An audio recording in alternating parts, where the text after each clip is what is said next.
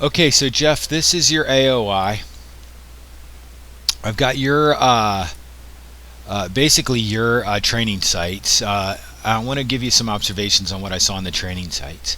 So for one, the wetland classes that you have down here look very much like any other forest class. So I just changed them back to forest. We're going to have to identify wetlands, wooded wetlands, in another way.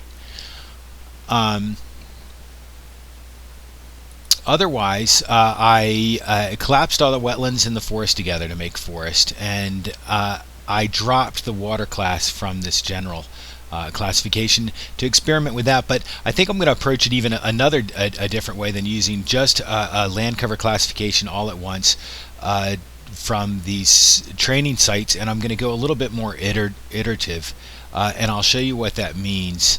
I'll try to keep this as tight as possible. I'm kind of walking through this as I go. So you're kind of seeing me do this live, so there's going to be experimentation. The first thing we usually do is identify the most important features, or the features that we know we don't want to mess up. For one, fresh water is one that we usually want to have pretty tight. It's always good to have the fresh water or the water layer fairly good. And I'm going to take your training sites. What I'm going to do is I'm going to take your training sites and I'm going to try to create a little bit better training sites from them using this Feature Analyst. So I'm demonstrating this so you'll know what Feature Analyst looks like. The license cost is $1,000. It's a pretty good tool though. It makes good results. So that's what I want to demonstrate to you. So I'm going to take just the freshwater classes. You can go about this process somewhat in Leah too, but it's much easier in Feature Analyst. So I'm going to identify just the freshwater class, just the freshwater features now. So I'm going to go to a supervised classification using the shapefile that I've highlighted. That's just our freshwater features. I'm going to use a histogram stretch of min-max. That seems to work best with water features. And I have these predefined selectors over here.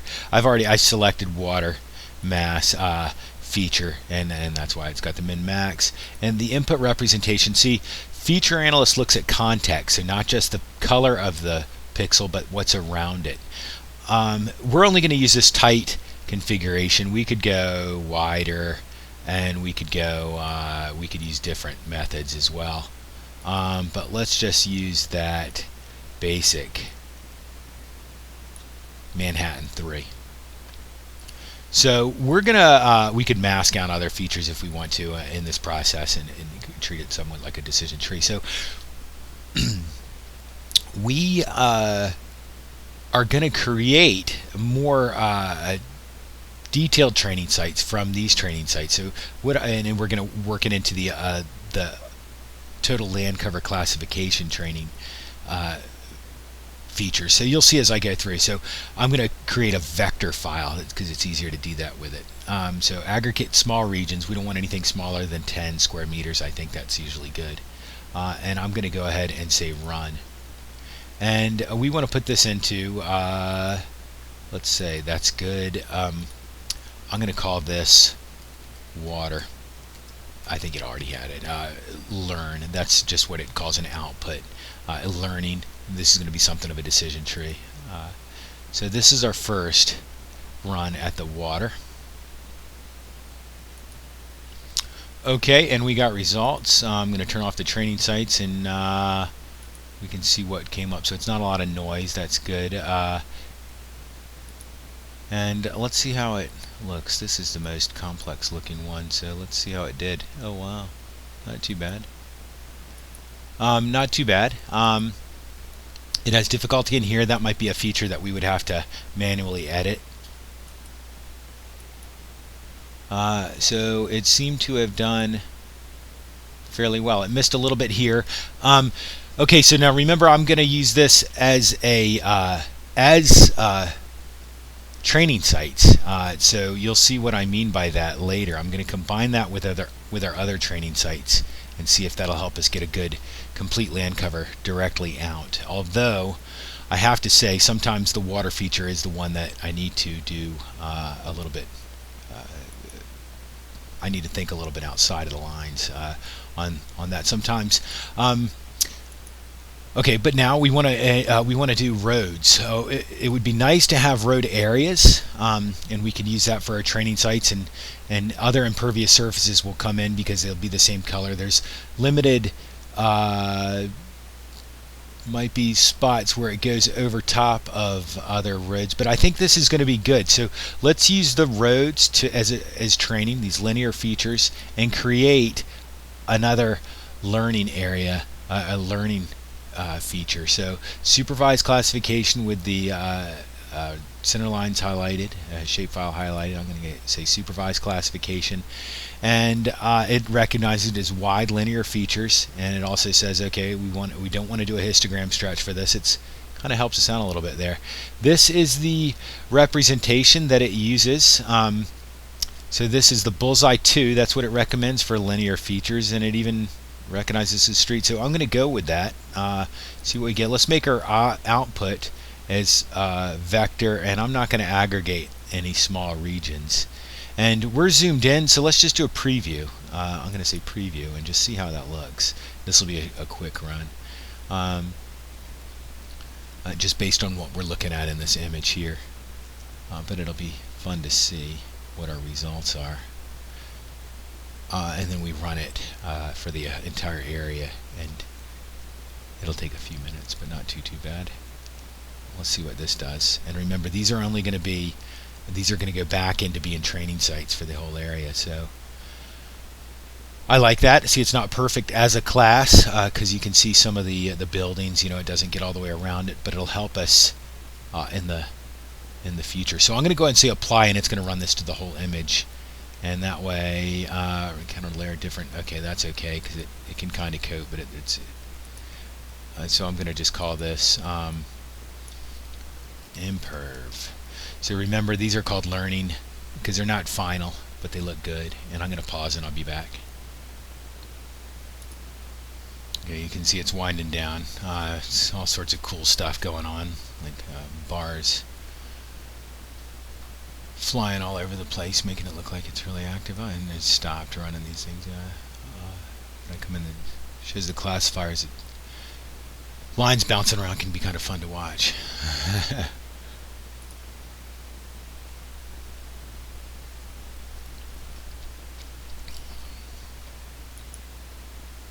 Okay, so that's final. And let's see what our results look like. Okay, so that's okay. So now we have our water learning. Oops, I didn't mean to hit that. Our water learning and our impervious learning features. Let's do our tree canopy now. So I'm going to come up here to Feature Analyst and say learning, and I'm going to do a supervised learning on, let's see if there's a good land cover feature. It's that representation. I think that works good because yeah, that works good because we really don't want to look too much around because these training sites are not defined in a way that would look good, it would work well for our context. In that case, we would want to digitize right around the individual polygons, individual features, but that's kind of what we're going to create right now. So this is a land cover feature. I want this to be just 1 meter, and I want our input representation just to look at the pixel itself and the 4 pixels around it. And we want our output to be vector. Now we can also specify a larger minimum mapping unit, but I'm just going to still use 10 square meters like we did for water. And then I'll just go ahead, sorry, I want to see what input representation, none, yes, or histogram. So I'm going to say run, and then we'll just create a I don't know why I wrote that, but it's the same thing. And now we just run it. Okay, it's finishing up.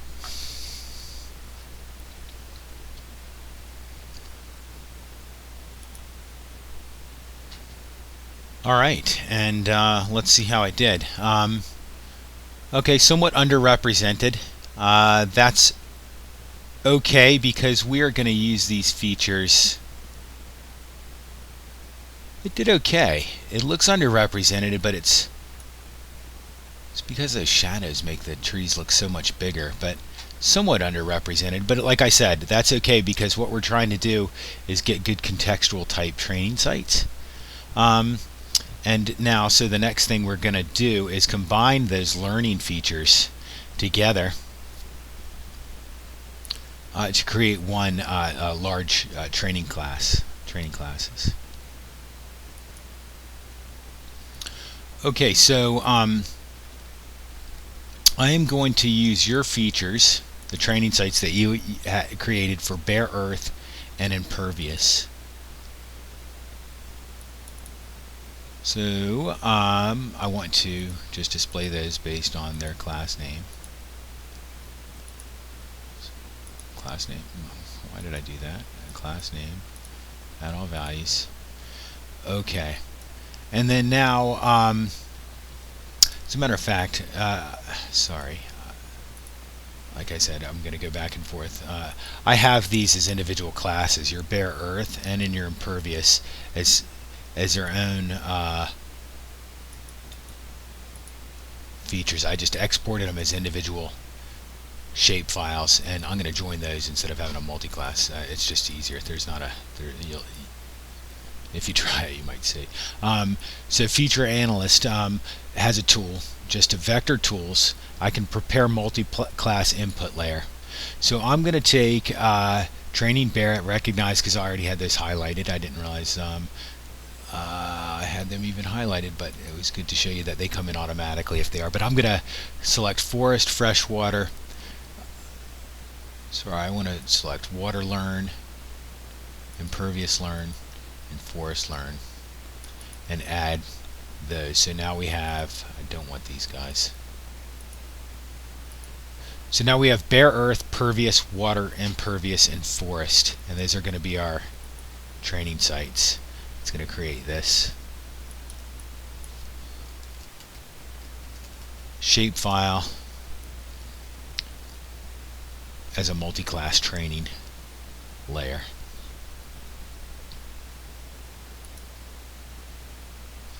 Okay, so it combined everything, and now we have this vector training sites. So I'm going to go ahead and symbolize it so the colors are going to Feature Analyst uses the colors of the inputs for the output map, and it's just good to have it tight and ready to go in. So that's probably the color that it was. That's going to be my impervious surfaces. I'm going to make that easy to see, and my forest super green. And this is our training sites. It's a lot, but let's see how that works. So sorry, I keep double clicking. Feature Analyst, I'm going to do learning, and I'm going to do a supervised classification. See that multi-class is highlighted. I'm going to call this a land cover features. It wants to double the resolution when you do land cover features. I like to keep it the 1 meter resolution. Let's bump up the. No, let's stay with it there. Sorry. Stay with the pixel configuration as just looking at the Manhattan one. Let's use no histogram stretch, and just the reason why is because I found that to be the best, to come out the best. And let's make this a raster output. And yeah, let's use 100 meter. Let's try to aggregate small regions if they're close together like that. So we'll go ahead and say run, and see what we get on the other side. Let's call this result. Okay, this is probably going to take a while.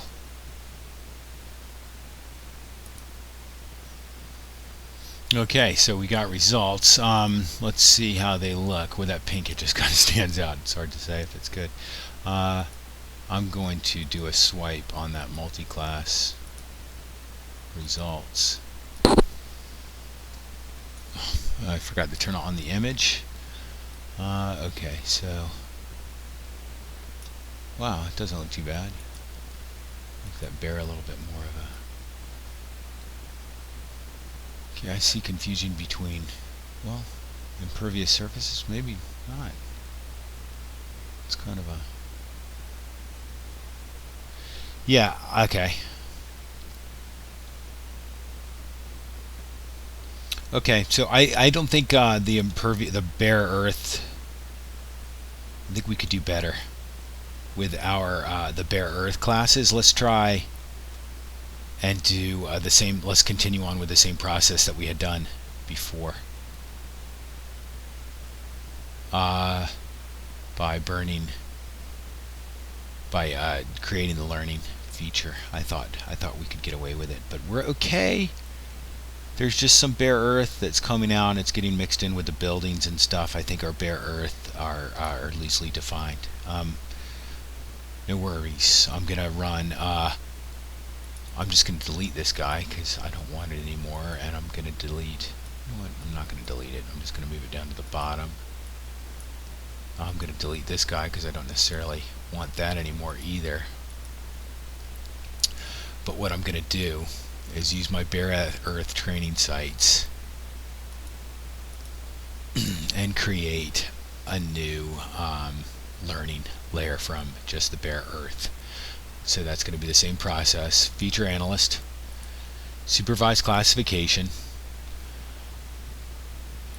natural feature, small man-made feature less than 5 meters, man-made feature.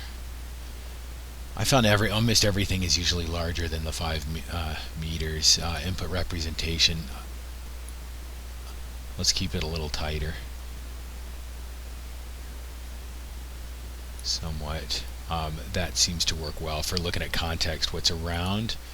Mask, we don't need any masks, and let's make it come out as a vector. No histogram stretch, I think that's probably okay. And I'm going to go ahead and hit run. And we're going to call this bare learning.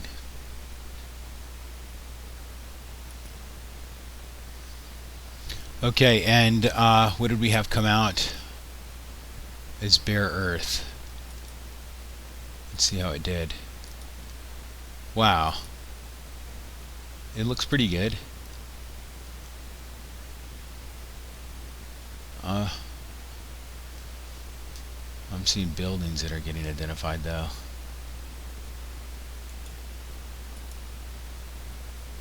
Let's see what that looks like.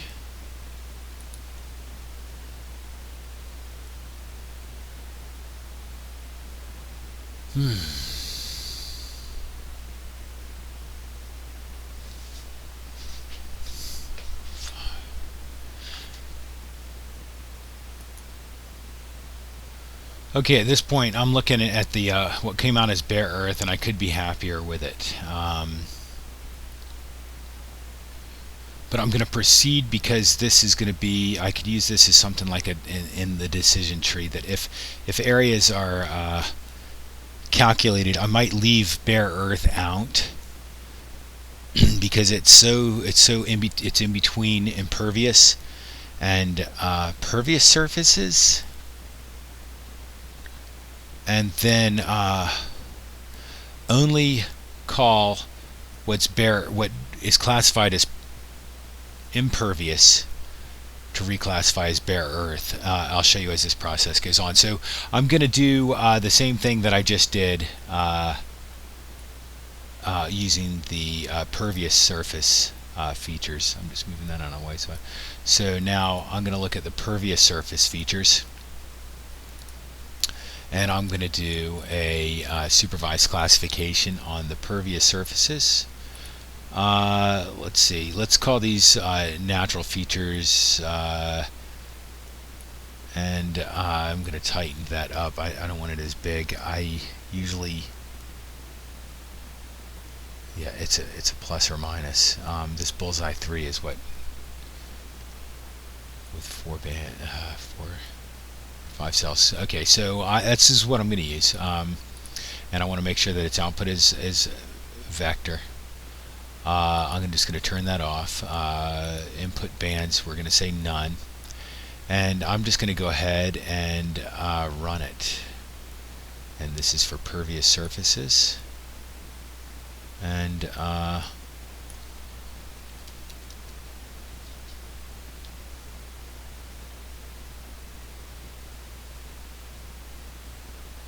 yeah. So I've made a note. I'm going to use I might use the bare earth surfaces, that learning. I might use it later. Because I want to see in my classification not using bare earth what I might get. And then there's bare earth features like the baseball fields will come in nicely.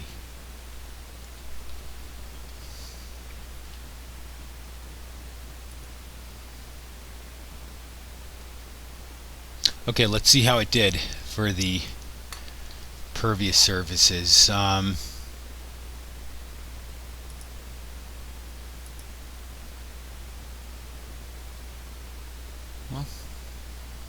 doesn't look too bad. Since this is vector, we can do this as lines as well.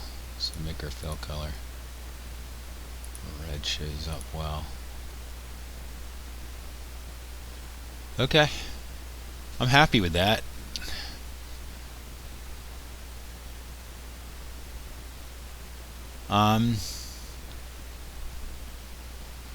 That looks like what I'd like it to look like. Okay, so that's good. So let's drop bare for right now. I'm just putting that up at the top, so I'm not going to select it. I'm going to highlight these guys. Pervious. I don't need that guy. Pervious, forest, impervious, and water. And I'm going to leave bare out of this for right now. So I'm going to say, sorry, vector tools, prepare multi-class input layer, and they've come up. Multi-class, this is going to be attempt 2.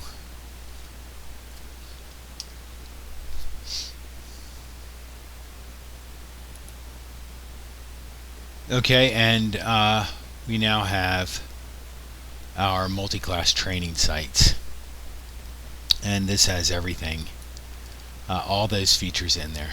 I should just make that solid red. So road center lines, or that's actually impervious surfaces really is what that should be.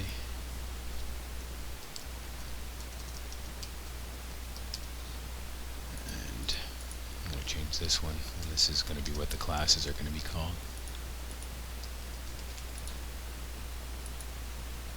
Okay, so let's look at this. It's vector, so it draws somewhat slow. And we're going to see how we can do with a classification using this full thing, this full feature class. All of these polygons. So I'm going to say learning, supervised classification. These are going to be, we're going to use land cover features and make this, we want to keep the resolution at 1 meter. That's a good enough cell configuration, and no histogram stretch. Our output options, we're going to make it raster because it's going to be pretty big. It's a vector. And we can aggregate our small areas. Let's just use 10. Sometimes I'll run this and then run it again with a different. So let's run 10 first. And then just say run. And we're going to make this our multi-class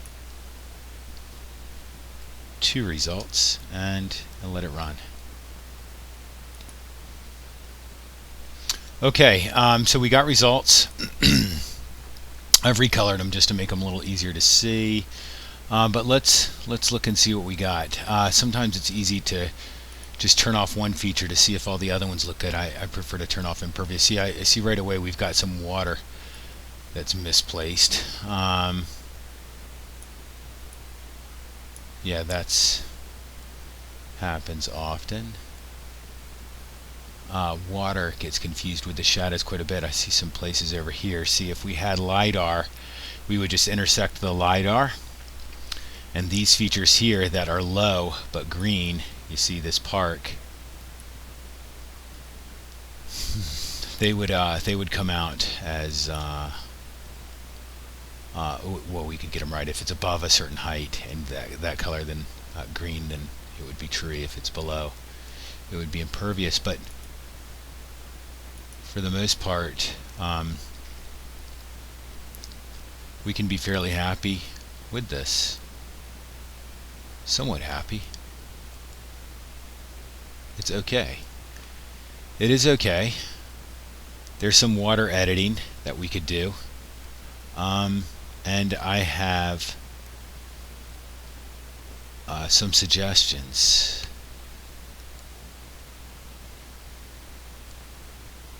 We'll look at next, but let me just explore this a little bit more. Okay, this is kind of what I was hoping for. The bare earth features mostly, not always, but are mostly on top of pervious surfaces. Their confusion is with pervious surfaces, so I'm going to burn those bare earth features back into the classification if only they intersect pervious surfaces.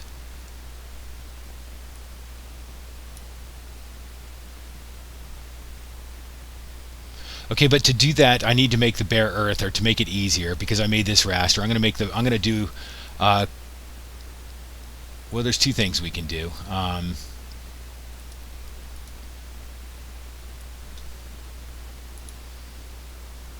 The easiest way is going to just rerun that and make it a raster. Rerun using the bare earth features.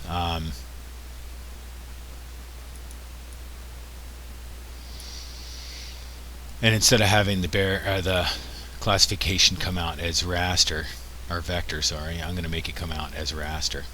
So I'm going to select those bare earth, not bare earth learning, but bare earth my training.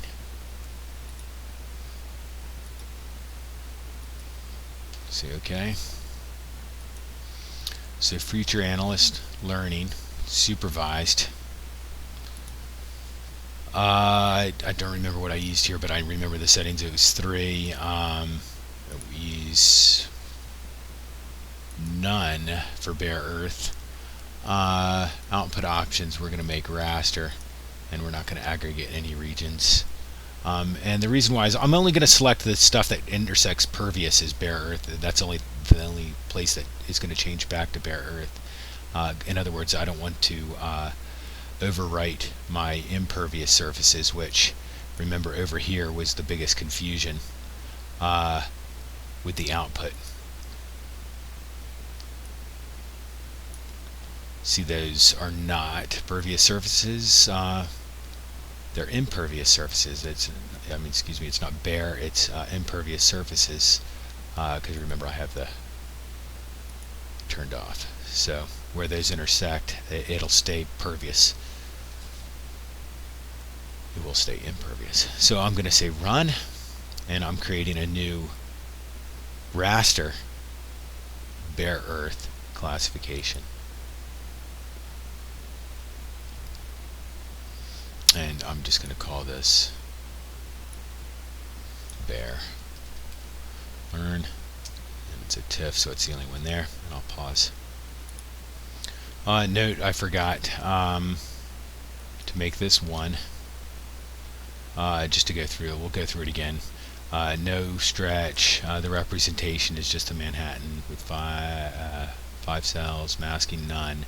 Output options is going to be raster, and I'm going to fill the background. That's the whole point of this.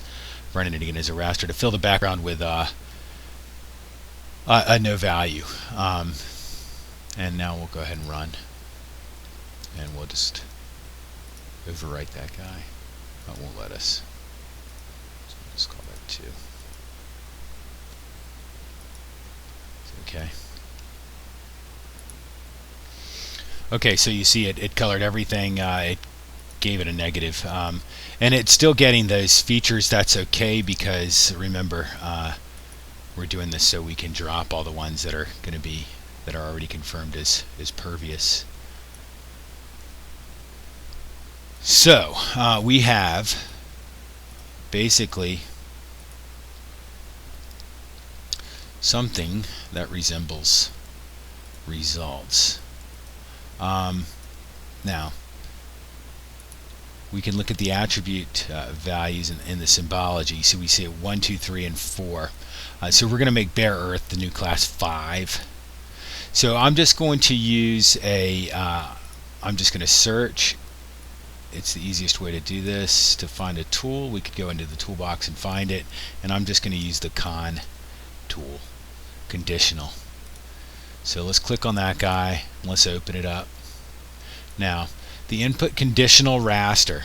So what we're going to say here is if it's bare earth, I just need to look at the code that they've got for bare earth as well, for classes, or they, meaning we, as 1. Okay, so the expression is going to be simply if value equals 1. Bare earth is our conditional raster. Our expression is if it's 1, then if it's true, if that's true, we're going to make it class 5, and if it's not true, we're going to make it that previous result. And now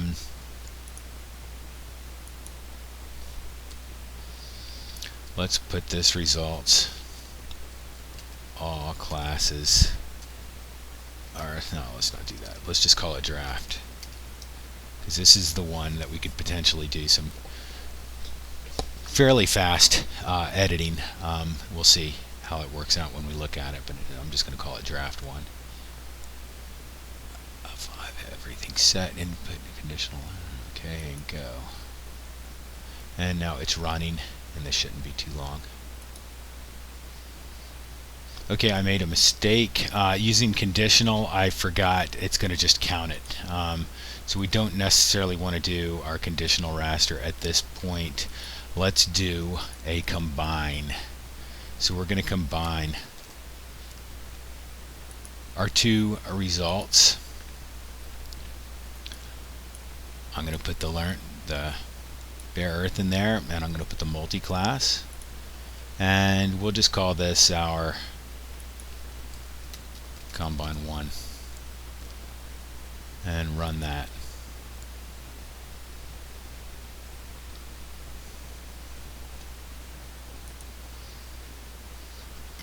Okay, so we get results. We have our combine run, combine 1. I'm going to add a field, and this is going to be called our new feature. Well, our feature, I'm calling it. It's a short integer is fine. The only thing I'm going to want to change is if, the only ones I'm going to want to change, these are the ones that are bare earth, but we only want the bare earth that overlap our pervious surfaces. So remember, water was 1, 2, 3, and 4. So let's if it overlaps water, we're going to keep it as water. If it overlaps impervious, we're going to keep it as impervious. If it overlaps forest, it's forest. But if it overlaps pervious surfaces, 4, that's going to be our new bare earth. So we're going to call that 5. And then just reverse the selection. Reverse the selection. And we'll keep it what it was. So that's the multi-class class.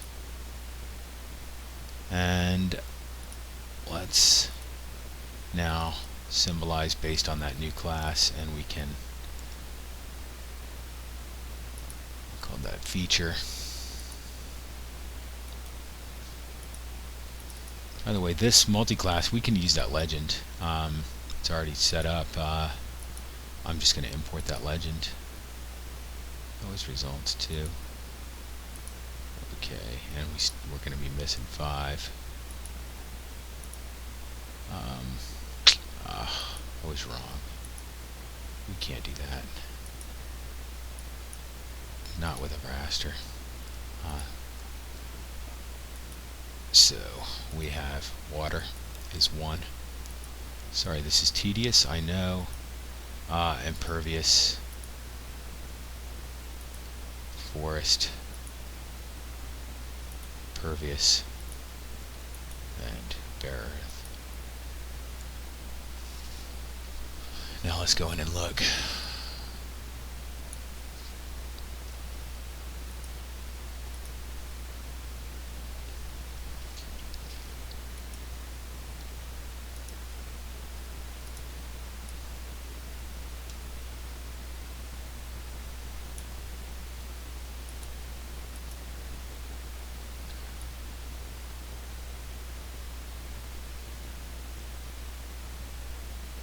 Okay. I'm happy. I'm happy with this. This is not bad. Not too bad. Not too bad. See down here, there's some confusion. There's always going to be that confusion, especially when we don't have LiDAR. We could make a choice to do this, to edit this manually.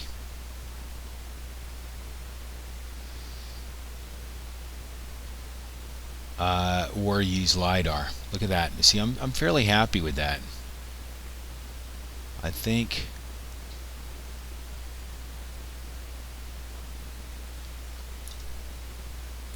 this might be a step closer. I am going to now convert that into a new raster, its own raster, and we can just do that by, we can also use reclass and just reclass it by that new feature, or we can use a command called lookup. Essentially they function the same way. I'm going to use the lookup field, the feature, so that's going to be our new and I don't think it'll let us overwrite it, but that's what I want to do. Yeah, it won't let me, so I'm going to just call this draft 2. Now, this is a long video, over 30 minutes, almost 40, holy cow. But I just wanted to run through the process for you on a different software. And, you know, we can...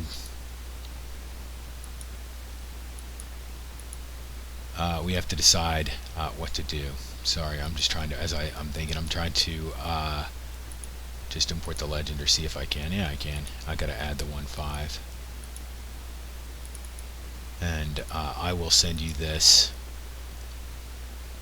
map, and you can check it and see what you think. So you can stop from here on out. It's just me looking at it, trying to decide if we did a good job. I see some wow, no, those are impervious surfaces. Up here there's some weird confusion. But my man, I'm happy with the tree canopy. There are some differences. There are some slight errors, but as a whole, Feature Analyst gets us a little happier than Land Image Analyst at this point is doing. So that's it. Send you this. Save as a layer file. I'm going to save it right next to it. Save it. And okay, I'll send you this.